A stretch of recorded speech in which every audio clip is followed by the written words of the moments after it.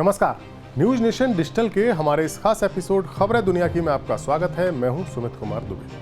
Middle east में जारी Israel Iran तनाव के बीच ईरान के राष्ट्रपति इब्राहिम रईसी की एयर क्रैश में हुई मौत के चलते पूरी दुनिया का ध्यान इस इलाके पर लगा हुआ है। लेकिन यूरोप में इजरायल हमास युद्ध से काफी पहले से चल रहे रूस यूक्रेन युद्ध में एक बड़ा डेवलपमेंट हो गया है।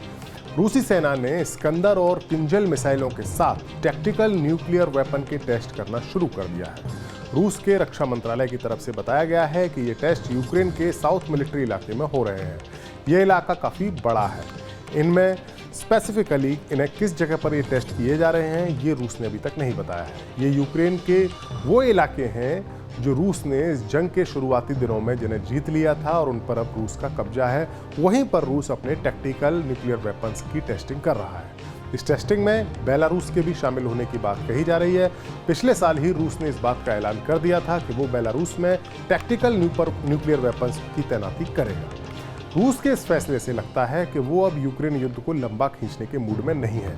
और आज के हमारे इस वीडियो में हम बात करेंगे कि क्या वाकई में अब यूक्रेन ये जंग हार रहा है, और अगर हार रहा है तो फिर उसकी वजह क्या है, और अगर यूक्रेन हार रहा है तो फिर पुतिन को न्यूक्लियर हथियारों की तैनाती करने की ज़रूरत क्यों पड़ रही है।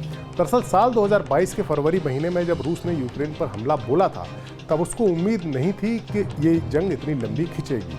रूस की तरफ से सोचा गया था कि रूसी फौज हफ्ते भर के भीतर ही यूक्रेन की राजधानी कीव पर कब्जा कर लेगी और ज़ेलेंस्की को सत्ता से उखाड़ फेंकेगी। लेकिन अमेरिका और उसके नाटो सहयोगी देशों ने यूक्रेन की फौज को इतने हथियार, गोला बारूद और इंटेलिजेंस मुहैया करा दिया कि रूस 2 साल तक या 2 साल से ज़्यादा वक्त तक भी जानमाल के भारी नुकसान को उठाने के बावजूद कीव पर कब्जा नहीं कर सका। बीते 2 साल में बहुत कुछ हुआ और आखिर में एक तरह से यथास्थिति बन गई। यूक्रेन के जिन हिस्सों पर रूस का कब्जा था उन्हें ज़ेलेंस्की अपने काउंटर ऑफेंसिव के बावजूद वापस नहीं ले सके और रूस आगे नहीं बढ़ा। लेकिन अब हालात बदलते जा रहे हैं और रूसी फौजें जिस तरह से आगे बढ़ रही हैं उसके मद्देनज़र अब ज़ेलेंस्की ये जंग हारते हुए नजर आ रहे हैं। सवाल ये भी है कि क्या ये जंग अब खत्म होने वाली है या अमेरिका और उसके नाटो सहयोगी देश यूक्रेन में अपनी फौज भेजकर रूस को रोकने का प्लान बना रहे हैं। और अगर नाटो देश यूक्रेन में अपनी फौज भेजते हैं तो फिर क्या ये तीसरे विश्व युद्ध का आगाज होगा। सबसे पहले बात करते हैं ताज़ा हालात की।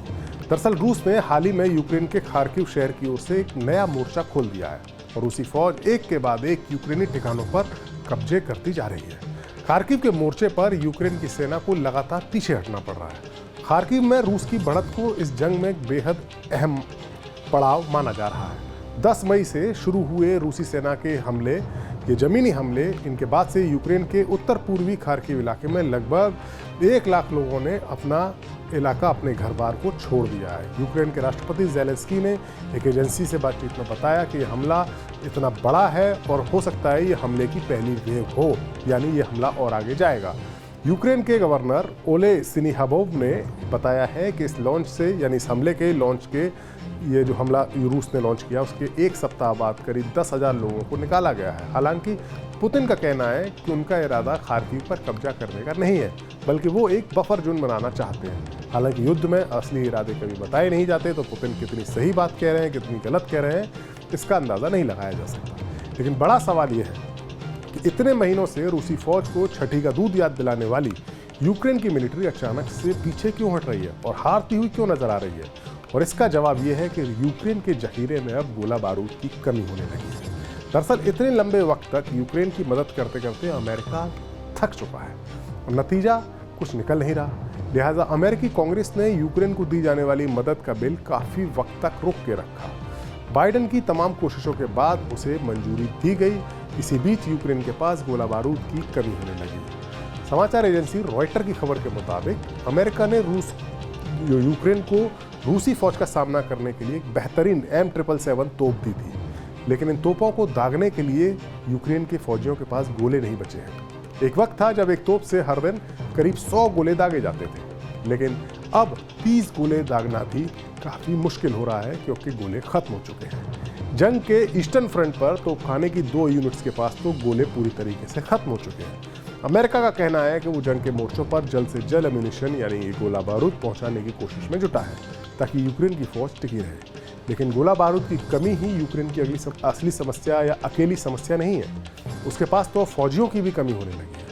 मीडिया रिपोर्ट्स के मुताबिक अब इस जंग को जारी रखने के लिए यूक्रेन की आम जनता में भी उत्साह कम होता जा रहा है। उसके युवा फौज में भर्ती होने से बच रहे हैं। कुछ महीने पहले यह खुलासा हुआ था कि कैसे यूक्रेन के युवा फर्जी मेडिकल सर्टिफिकेट बनवाकर देश छोड़ रहे हैं ताकि उन्हें फौज में शामिल न होना पड़े। यूक्रेन में फौजियों की कमी इस कदर हो गई है कि ज़ेलेंस्की को अब जेलों में बंद कैदियों को पैरोल देकर उन्हें ट्रेंड करके जंग के मैदान पर भेजना पड़ रहा है। यूक्रेन ने अपनी आर्मी में सैनिकों की कमी को पूरा करने के लिए उन लोगों को भी भर्ती करने का फैसला किया है जिनको अदालत से किसी मामले में दोषी करार दिया जा चुका है। यूक्रेन ने एक नया कानून पास किया है। ये नया कानून उन कैदियों को पैरोल देने की बात कहता है जो सेना में शामिल होने के लिए एक कॉन्ट्रैक्ट पर साइन करेंगे। यूक्रेन के राष्ट्रपति ज़ेलेंस्की ने इस नए कानून पर दस्तखत कर दिए हैं। इसके बारे में यूक्रेन के अधिकारियों का कहना है कि इससे देश की सेना को करीब 20,000 नए फौजी मिल सकते हैं। यूक्रेन ने हाल ही में करीब 1.5 लाख नए सैनिकों को शामिल करने का प्लान बनाया है, जिसमें से अधिकांश की भर्ती हो चुकी है और वो फ्रंट लाइन्स के नज़दीक हैं। लेकिन अब समस्या ये है कि उनको ट्रेंड कैसे किया जाए। इससे पहले यूक्रेन की फौज को नाटो के फौजी या जो फौजी ट्रेनर होते थे वो पोलैंड, जर्मनी और अमेरिका जैसे देशों में ट्रेन किया करते थे। लेकिन अब हालात बदल चुके हैं और युद्ध के मोर्चे से इन सैनिकों को दूसरे देश में ले जाकर ट्रेन करना कोई अच्छी रणनीति नहीं हो सकती। लिहाजा यूक्रेन चाहता है कि नाटो के फौजी ट्रेनर फ्रंट लाइन्स के पास आकर ही इन फौजियों को ट्रेनिंग दें।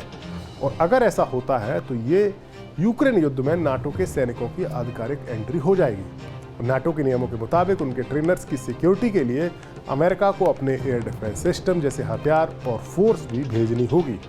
यानी हालात कुछ इस तरह से बन रहे हैं कि नाटो और अमेरिका को अपनी फौज यूक्रेन में भेजनी पड़ेगी, तभी ज़ेलेंस्की की सेना रूस का सामना कर पाएगी और ज़ेलेंस्की की सत्ता को बचाया जा सकेगा। लेकिन ऐसे हालात में नाटो और रूस के बीच में ये सीधी जंग का आगाज़ हो सकता है और शायद यही वजह है कि व्लादिमीर पुतिन ने यूक्रेन के मोर्चे पर अब टैक्टिकल न्यूक्लियर वेपन्स की टेस्टिंग करने का फैसला किया है ताकि अमेरिका और नाटो को ये मैसेज दिया जा सके कि अगर वो यूक्रेन युद्ध के बीच में आते हैं, उनके फौजी ऑफिशियली आते हैं, तो फिर रूस परमाणु हमला करने से भी नहीं चूकेगा। और ऐसा होता है तो ये निस्संदेह तीसरे विश्व युद्ध की ओर दुनिया को ले जा सकता है। हाल ही में पुतिन 5वीं बार रूस के प्रेसिडेंट बने हैं और अपनी पहली विदेश यात्रा पर चीन गए हैं। जाहिर है लंबी चलने वाली इस जंग में बिना चीन का साथ मिले रूस के लिए सर्वाइव करना मुश्किल है। चीन को भी लगता है कि अगर रूस नाटो के आगे घुटने टेकता है तो अगला नंबर उसका हो सकता है। यानी अगर नाटो के साथ रूस का सीधा टकराव होता है तो फिर चीन के साथ रूस को ही मिलेगा, यानी चीन रूस के साथ ही खड़ा हुआ नजर आएगा। साथ ही ईरान और नॉर्थ कोरिया जैसे भी देश हैं जो खुलकर रूस के साथ हैं। उम्मीद है यूक्रेन के लिए अमेरिका तीसरे विश्व युद्ध का खतरा मोल लेने की गलती नहीं करेगा और देर सवेर बातचीत के जरिए इस युद्ध का कोई राजनीतिक समाधान निकलेगा। हमारा वीडियो आपको कैसा लगा कमेंट सेक्शन में जाकर अपनी राय हमें जरूर दें। नमस्कार।